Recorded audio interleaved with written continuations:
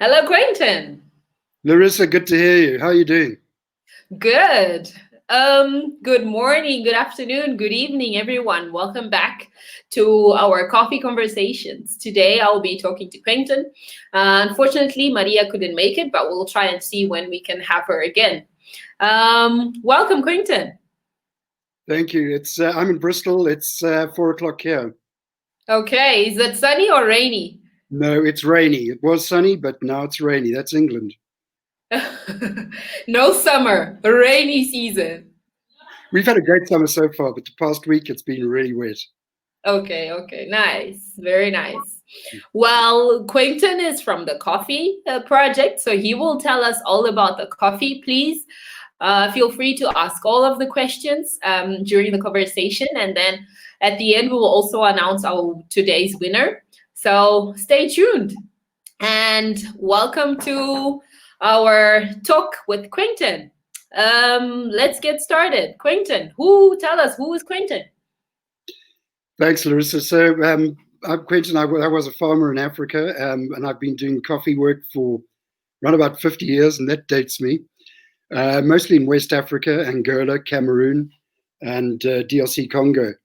Working with small-scale producers, but also setting up commercial operations in tandem with small-scale producers.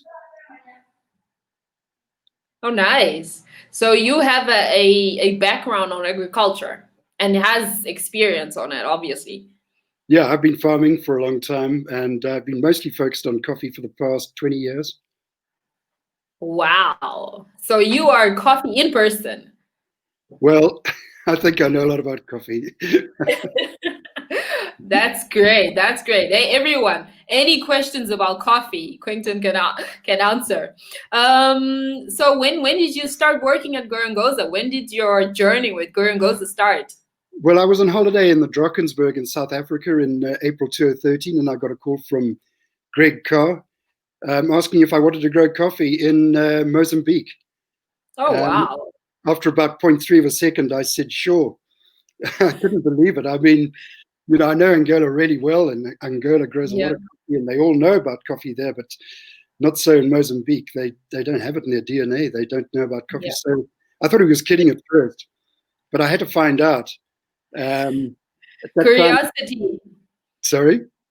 Curiosity brought you to us. Yeah, I had to go and have a look. I was on an assignment in Ghana at that time, and I was getting pretty bored of that project, so I needed a change. And Gorongosa fascinated me. I read up about it and read about what Greg was doing, and I thought, well, this would be a good team to join. So I packed my family up and sent them back to England and flew to Gorongosa and met Greg. And I was 3 weeks on the mountain having a good look to see whether it matched the criteria ready for coffee production. And after 3 weeks, folded up my tent and came back down and said, I think we can make this work. Oh, wow. We decided to set up a 3-year pilot program, and we put in a nursery in September 2013, and didn't see the nursery again for another year because of the unrest on the mountain at that time. But when we got back, everything was there, and we started planting in earnest in January 2015. Oh, wow. What a story. And this is about 7 years ago. Yeah, a long time. So the 3-year pilot program, which we're going to plant out 20 hectares each year, turned out to be a 5-year program. But in that time, we managed to get to know the people on the mountain really well, because that was key to getting this to work. There are about 1,500 families who live on the mountain. And although it's a national park, it was only declared a national park in 2010. Yeah. But there were a lot of folk living on there. And of course, we couldn't move them off the mountain. We had to work with them on the mountain. Yeah. And so these people have been isolated for many, many years under really tough conditions, and couldn't speak Portuguese, couldn't speak English. I'm lucky I can speak Shona, so I could get by with the language. How do you speak Shona? From my home country, Zimbabwe. That's where I learned to speak Shona as a kid. Wow. Yeah. Nice. So Shona is very similar to Sena, which is the language that is spoken in Gorongosa area. Yeah, well, up in the mountain. So that was a good coincidence. Yeah, it was a good coincidence, but very lucky for me. Yeah. I'll never forget our first meetings we had up there. I had my lead technician, Sionel, up there, and he could only speak Portuguese. I couldn't speak any Portuguese. And so when we had our training up there, we conducted in the language of Shona, and then I would translate that in English to another fellow who would then translate that in Portuguese to Sionel. That was a long time ago. But a lot of pieces of information lost during those translations, I'm sure. Well, it was all done practically, so people could actually see what was going on without having to speak too much. But now, Sionel speaks better English than I do, and I can speak. Eu falo português um pouco agora. Good. I'm glad you're practicing your Portuguese, Quentin. Got to learn to speak the language, yeah. So, yeah. That's so good. So, what is your role in Gorongosa? I'm sure it has probably shifted during all this time, but what is your role? Well, it's essentially to grow rain-fed coffee under the shade in areas that have been degraded very close to the existing rainforest. Okay. It's really important because it's about the southernmost rainforest in Africa, and it's host to many, many really rare species of flora and fauna, like the green-headed oriole, the pygmy chameleon, to name a few. I mean, our scientific group are still finding new flora and fauna there as I'm speaking, so from that point of view, it's very important. But it also gets rain every month, and so that rain comes off the mountain and feeds into Gorongosa Park during the dry months. And so it's really important that the park has water coming into to be able to feed the animals. If the forest dries up, if the rainforest dries up, then the park is under pressure. So the main objective was to work with the community to grow coffee and to make sure that we try and save what's left of the rainforest, if not improve it. Yeah. Oh, wow. And when you say grow coffee under the shade, what do you mean by that? Well, that's a good question, because when I got there, when we had a look at the area that we needed to work in, there was no shade. There were no trees. But we didn't want to take water off the river systems that feed the park. Obviously, it would defeat the objective.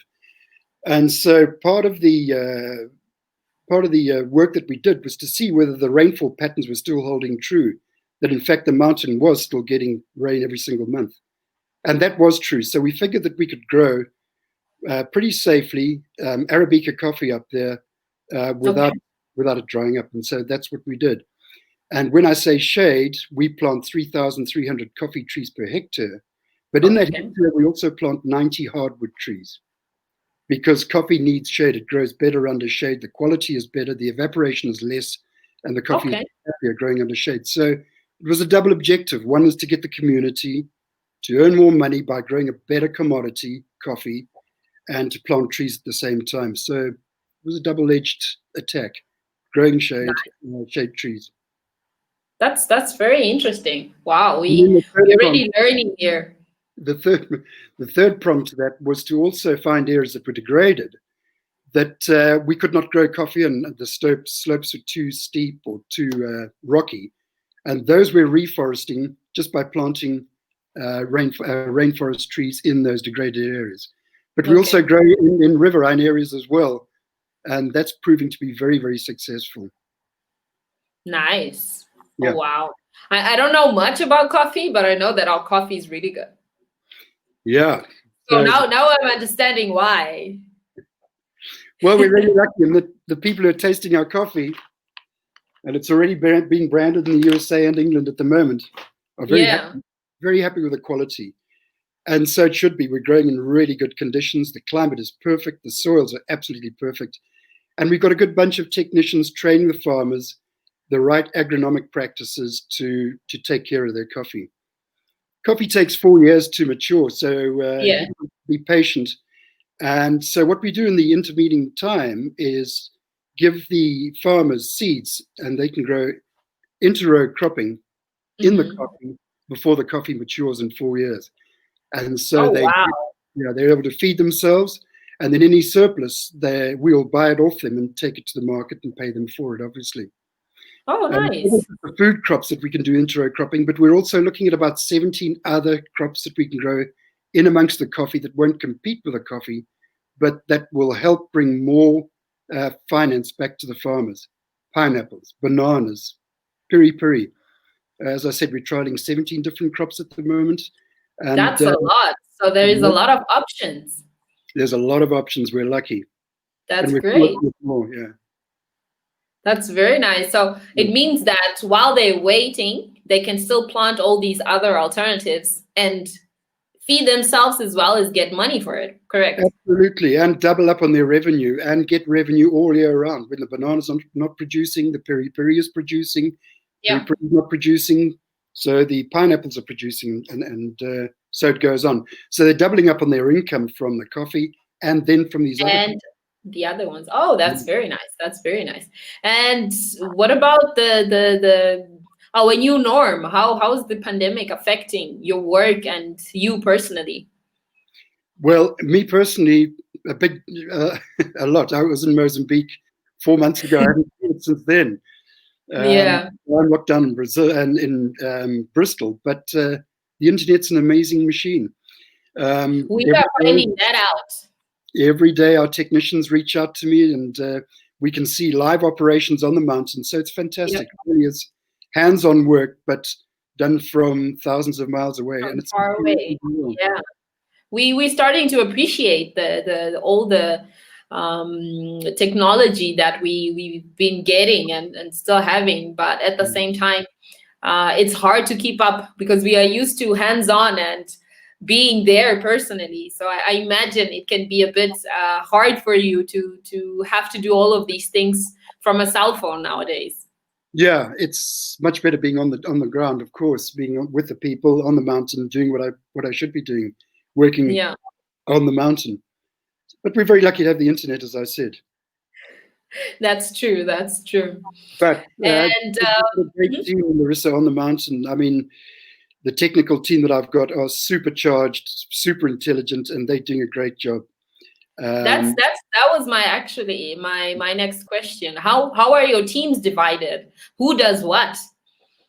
Well, we were supposed to have Maria here who would tell us about the end part, but tell me the whole process. Who does what? Yeah, I'm sad that Maria's not here to be able to participate today, but she just joined us and she's looking at the quality controls. Yeah. We're looking at going into organic production soon, and to do that, we've got to sharpen our knives to make sure that we approach that correctly. We can't slip up. But we're perfectly poised for it because we've never used any chemicals on the mountain. We're in a national park, so we would not be able to use chemicals anyway. So we're organic by default, actually. And that's what I wanted to say. What is the difference? What would make it different from what we're doing now to make it organic? Well, just not using chemicals and making sure. Which we're not. Yeah. So we are organic. We comply with, as I said, by default.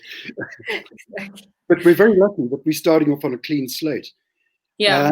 We have a great partner with Nespresso as well, who are doing a lot of work with us on the mountain. We have a partner there right now. Who's leading us into the organic arena. So we expect within a few years' time we'll be able to go into the organic arena as well. Okay. You still haven't answered my question. How many teams do you have? So you have the agriculture team, and you spoke a bit about quality control. So you have another team that does the marketing, the sales. How is it organized? Well, it comes under one big umbrella, which handles the cashews, the honey, and the coffee. Mm-hmm. And that's headed up by Matt Jordan. Mm-hmm. And he has different teams under those three different disciplines.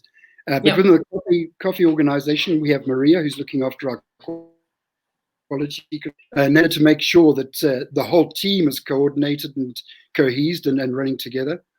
And then underneath, we have leader technicians like Sionel and Mishek, who look after their respective povoados, one in Kanda, one in Tambarara, and very exciting news.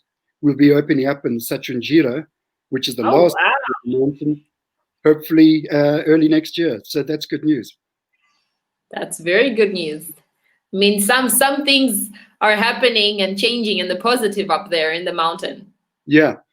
So these leader technicians have all been to university, and then they in turn select young people from the mountain, men and women, girls and boys, and they are inducted into our program, and they receive training from our technicians, who in turn then train the farmers.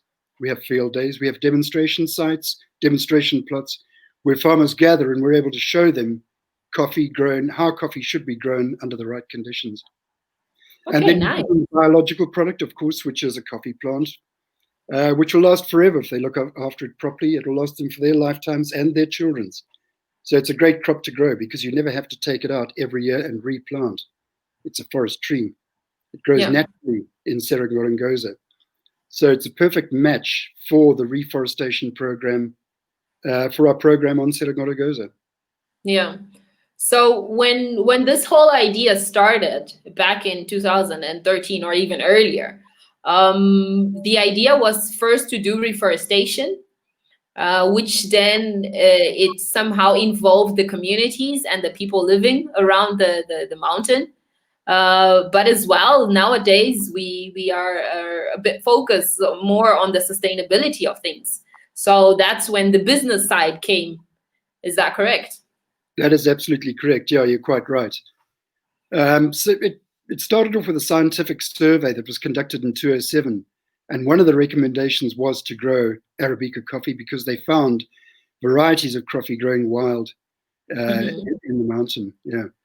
And so from that, we've managed to get the farmers into earning from what was before in the old days, $150 net disposable income a year, up to, if they're doing it well, about 2,000 United States dollars, which is wow. Really good.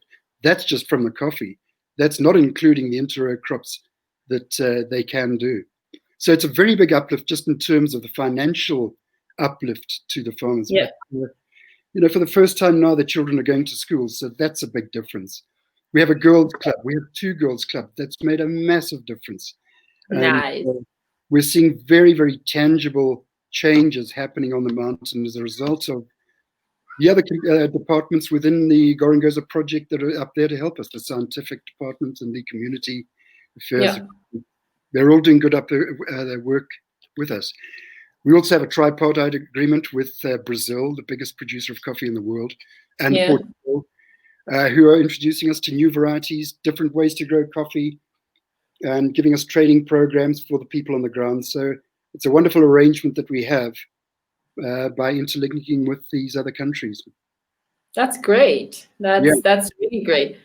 And when you say that people started from basically zero to $100,000, what does that mean for these people living in the buffer zone and around the mountain? Have you seen any changes? What are the changes? Yeah, I mean, it's a little bit early to tell because last year they had a very small crop. The good farmers received about 50% of what I've said just now, but there's still a lot of money. We have seen uplift in terms of getting bicycles, improving their standard of living by better clothing and better nutrition.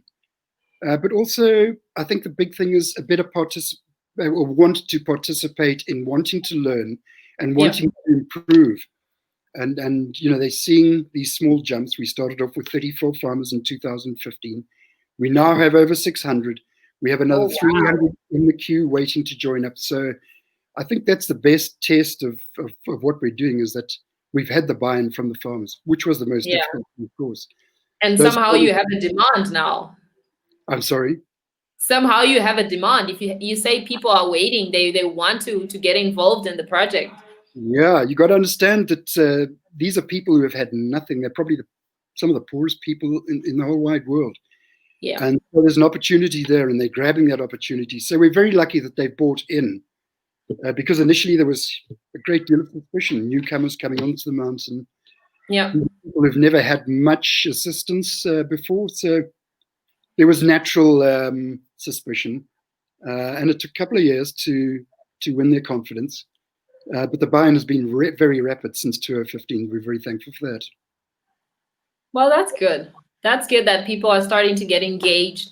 They're starting to give value to education. And if we have girls' clubs there now, I know that there's very few early cases of early marriages. And with the team there, people are able to help each other and have this network to ensure that things are going well, at least up in the mountains. So that's very exciting. Yeah, and it all starts with the one person who decides to jump over the river and get involved.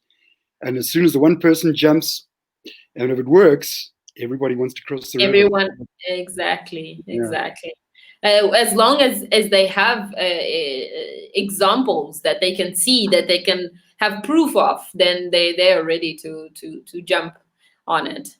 Yeah, and I think that was one of the clever things that we did do. We selected people from the mountain young people from the mountain who we thought would take up leadership responsibilities and leadership roles. And we've given them extra training. We've given them quite a lot of training, and they've really taken up the challenge. And so we have examples of young people who had nothing, who are now leading the way in terms of going to university, for example. Who would have thought 4 years ago that illiterates people would go to university? We have people coming off the mountain every night to go to night school down in Gorongosa and then go back up the mountain to work the next day. I mean, that's commitment. Yeah. That's the dedication. Yeah. That's very good. And how has your personal experience been? Do you have any stories, any exciting success stories, or even lessons learned that you would like to share with us? Why did you ask me that question? That's a big one. I guess, first of all, the concept of living in probably the wildest part of Africa, Gorongosa Park, which really is wild, and seeing the transformation there from what it was when I first arrived to what it is now, and then trying to emulate that in a rainforest 2.5 hours ride away, has probably been one of the greatest things I've ever experienced. So living in a game park, being with animals and great people, and actually working up in a rainforest, how cool is that? And seeing the transformations, seeing the trees coming back to life. You know, the reforestation that is on that mountain now, it's difficult to describe here while I'm talking on a screen, but to actually see it and witness the regrowth and how quickly nature comes back and how the people accept it and like it is it's a great experience. I can't put it better than that. That's true. It's really amazing. And people normally ask me, how is it living in Gorongosa? And I'm like, you can't really describe it. You really need to feel it. Yeah, exactly. It's just amazing. Yeah, so the quicker things settle down and this virus disappears, I'm sure there's so many people who want to come and see both sides of it, the park and the forest. And the mountain, yeah. Yeah, we get requests every day, people asking if the park is open. Yeah. So people are really excited and they want to go outdoors, which is very nice that even locals are very excited to come and visit and know Gorongosa. So we should be getting a lot of visitors, I'm sure. But it's pretty worldwide now, because even as I walk around Bristol, people come up to me, you know, they know about what I'm doing and they want to hear all about it. How do we get there? Nice. And so it ripples out. And we're going to be overwhelmed with people pretty soon. Good. That's very good. It's a story you've got to experience. You can't talk the story. You've got to walk the story. Yeah, that's true. I hope you're selling a lot of coffee to these people there already, so that they can have a taste. It's already on sale. And the great news is, I'm not sure if I can say this yet, but one of the big supermarket chains in United Kingdom is going to be marketing our brand of coffee pretty soon. So that's good news. See it on the shelf. That's Quentin trying to market the coffee. Well, I grow the coffee. I don't market it. Matt Jordan does all of that, and he does a great job. I'm just trying to boost him. Good. Well, Quentin, we have a lot of exciting questions from the audience. Thank you, everyone. Let's jump to the questions. So we have the first question from João. Hello, João. And his question is, any plans to expand the coffee plantations to other mountains, or planning to concentrate it at Gorongosa Mountain? Thank you. We have a huge expansion program on the mountain as it is. We aim to get up to about 1,000 hectares of coffee there over the time. and we're planting 250,000 coffee trees every year, which we've managed to do the past 2 years, and we'll do it again this year. So that's going to take up a lot of our energy alone. And then we're looking at this other area of Sachinjira that we were going into. But to answer the question, we have been approached to look at another area in Chimanimani and see whether or not we would be interested in growing coffee. And I guess if we have the capacity to do it, we could get involved in that area. Very nice. So Chimanimani is about 2 hours from Gorongosa, Quentin? Yeah, up on the border with Zimbabwe. With Zimbabwe, yeah, really yeah. well suited to growing fantastic Arabica coffee. Yeah. Commercial farms on the other side in the other country grow really good coffee, which is rated worldwide. So there's no reason why we shouldn't rank with the best. That's good. Second question is from Amanda. And she says, do you have any favorite stories from your time growing coffee in Gorongosa?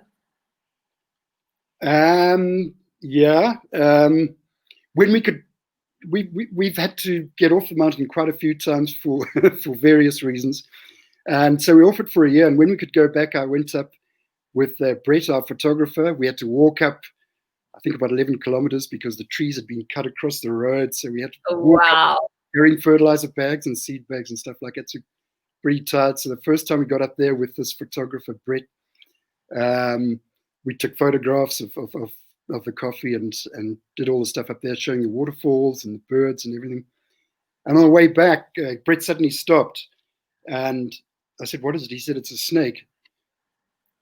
The tail was on one side of the road. You couldn't see it. And the head was on the other side of the road. And it was where Cape Forest cobra, so big. I've never seen it. It's just some of the little, one little thing. That I thought it was, not so little, apparently. That I'd like to share. But I mean, the mountain is almost inaccessible during the rain. So even getting up there in a 4-wheel drive vehicle is a mission. And those are stories that you could tell everybody as well. Getting up and down, sometimes a couple of days, just to get up to the mountain and back again. And it's a lot of exercise. Going down one of the waterfalls, coming up is a whole other thing.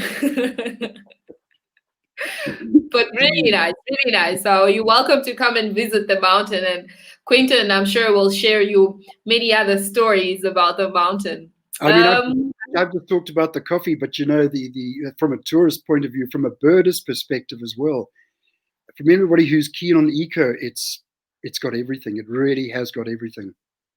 And we have the special green-headed Oreo, which is one of the only places in the world that has it. So exciting. We have a question from Denisa. Hi, Denisa. And she says, what are the different coffee varieties grown in Gorongosa? We only grow one variety, and that is Arabica. And we grow 2 cultivars. One is Costa Rica. The other one is Catimor 129. But we are looking at trials of growing Robusta on the lower slopes of the coffee of the mountain as well. Robusta is more hardier, and it probably can take the harsher climate of the lower slopes. So we're playing with that variety as well. And we chose Arabica. Why? Because it grows perfect. It's adapted to the climate that we're growing in. Weather. Cool, moist conditions. Okay. Lots of rainfall. Not rainfall, good. We have one last question from Michael. And he says, you don't often hear of coffee coming out of Mozambique. Did you face any challenges growing coffee beans in Mozambique? Great question. Yeah, huge. As I said, I worked in Angola before, and Angola's been growing coffee for many, many years. It used to be the second biggest exporter of coffee in the world at one stage. Yeah. So in their DNA, they know the coffee. Their brothers and sisters on the other side of Africa, in Mozambique, not so much. Not so much. Yeah. So we tea drinkers. Oh, at least we have. We've been tea drinkers. Yeah, but to get the community to adapt to growing coffee was like, you know, what is this? Yeah. And that was a tough one. Yeah. That was a smart thing to grow interrow crops in amongst the coffee so that they could still grow their traditional crops amongst a new crop. Cool. I guess we don't have any more questions. But I do have one last question for you, Quentin. Um, did you ever imagine that the coffee would be this big? That in 2020 we've been exporting and selling worldwide? No, absolutely not. And I'm wondering why you're asking that question, because when I said to Greg, we can do maybe 150 hectares of coffee here, because that's the size of a normal big plantation. Yeah. Greg doesn't do small and he doesn't do negative. He said, we're going to go for 1,000 hectares. So I never thought we'd get that big, but we're already up to nearly 400 hectares now. Sorry, 400 Wow. 160 hectares. So nearly halfway there. Well, no, not nearly halfway there, but we've taken a big bite out of the apple. Oh, wow. As I And said, future plans? I'm sorry? Future plans? Yeah, well, to expand to cover as much of the degraded areas of the rainforest, of the existing rainforest, as possible. It's been heavily transformed. People are cutting down these 1,000-year-old trees. Yeah. And there's a lot of damage. There's a lot of damage that needs to be repaired. So I'm guessing it's going to take at least another 10 years to get this project up and running. It's running. On its full. It's running, exactly, on its full potential. Yeah, and to realize and to try and save this beautiful mountain with the folk that we have on. We still have 25 more years with the government of Mozambique. Yeah. With the agreement, so you still have time. Absolutely. Yeah. I hope I'm around to see it. 25 years is a long time for me. Oh yeah, I'm sure you will. You probably not going to be hands-on, but I'm sure you're going to be there to see it. Yeah. To see all the hard work we've been doing. It's already coming out, and the fruits, and seeing all of this, it must be amazing for you. I think the best thing is the proof of the concept that we can grow coffee well on that mountain. Yeah. But that Mozambicans can take on the challenge and learn and adapt and adopt and take it forward. I haven't been there for 4 months, but the project's still going fantastically. Yeah. Which is absolute proof that the training and the handover is working, and our team are working responsibly and taking up the challenge and proving that they can do it. That is progress. Yeah, it's possible. It's just making sure that people can see it, and it's proven that it's possible. Yeah. And this is what gives hope to people. Absolutely, Larissa. I mean, that's a big problem. So we've got 600 farmers plus who have bought in. We've still got a pile of farmers there who haven't bought in yet and are still cutting down trees. So we need to accelerate the program. We need to stop this cutting down of trees as quickly as possible. And I'm sure it's been quite a roller coaster, especially being Gorongosa and the mountain with all the unrest. But because things are starting to open up, people are getting off the mountain and to lower areas where they have access to basic conditions, health, education, and they have now the coffee that they can get alternative income. And so I'm sure this is something that is benefiting the community a lot more than what we can imagine. You're so 100% right. Absolutely. It's really, really good. Yeah. And the more opportunities that we can bring up, the more opportunities that we can offer right now, the quicker that's going to happen. So yeah, I'm glad you brought that point up, because it is going to have a significant impact in the rate of getting people to do other things apart from deforestation. Yeah, I'm sure everyone is so glad, and everyone can help by buying the coffee, by coming to Gorongosa and seeing by themselves what we're really doing. Yeah. And the honey. We also do a lot of bees up there as well. Honey is one of our big projects up on the mountain. That's working very well. So yeah. Well, the honey they can only buy in Mozambique, so you have to come here to get the honey. Yeah. That's right. That's very good. Well, thank you very much, Quentin. I don't know if you have anything else that you would like to say that we haven't covered, or even say hello to anyone who has tuned in. Well, thanks for everybody for listening, and hi to the Gorongosa team. I hope I see you soon. I hope things relax and that I can get back there as soon as possible. Larissa, thank you very much for hosting. It's been a privilege to talk. Thank you, Quentin. Thank you. Before you disappear, we have a winner So can I have some drum rolls, Quentin? That's more like sounds. Well, thank you, Quentin. Today's winner is Denisa. Well done, Denisa. Thank you, everyone, for tuning in. Thank you for your questions. Denisa, stay tuned. We will get in touch with you to give you your Gorongosa trio. Thank you, Quentin. It was very nice talking to you and learning all about coffee. And I was drinking my coffee. Didn't you have coffee? Sure did. Good. I'm glad. Just to make sure that we are not faking that our coffee is good. It is really good. Stay well, everyone. Wow. Very good, Quentin. Very good. So stay well. See you next week, same time, same place, in very good taste. Bye. Bye.